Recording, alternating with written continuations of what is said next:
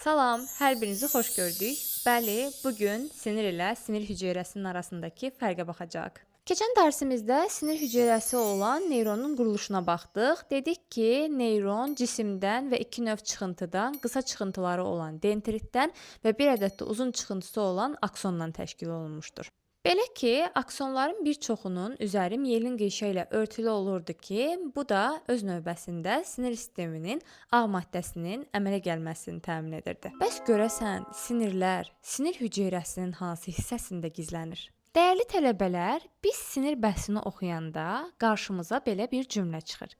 Sinirlər neyronların mərkəzi sinir sistemindən kənara çıxan, üzəri miyelin ilə örtülü olan lifləridir. Bəli, dəyərli tələbələr, buradakı liflər əlbəttə ki, neyronun uzun çıxıntısı olan aksondur. Biz demişdik ki, neyronun bir ədəd uzun çıxıntısı var idi ki, bu akson və yaxud da neyrit adlanırdı.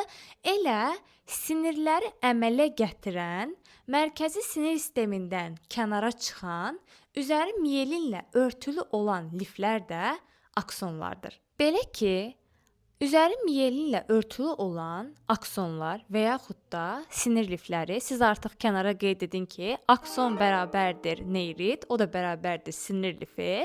Deməli, mərkəzi sinir sistemindən kənarda olan neyronların bir neçə dənə aksonu, təbii ki, bir-iki dənədən söhbət getmir. Burada milyonlarla aksondan və yaxud da sinir lifindən söhbət gedir. Onlar birləşərək sinirləri əmələ gətirmiş olurlar.